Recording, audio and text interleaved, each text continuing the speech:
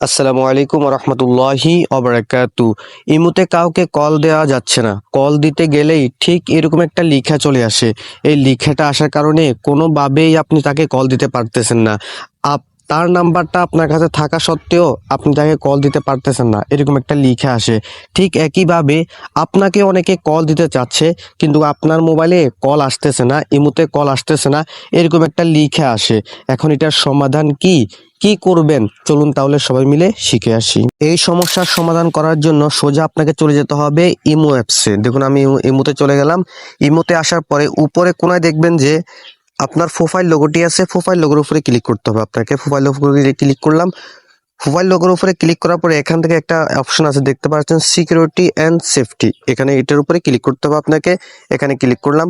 Click করার পর এখান থেকে একটু নিচের দিকে আসবে। নিচের দিকে আসার পর এখানে লেখা আছে কল। কল নামে একটি অপশন আছে, কলের উপরে ক্লিক করতে হবে আপনাকে। কলের উপরে ক্লিক করার পরে এখানে অনেকগুলো অপশন আসবে দেখবেন।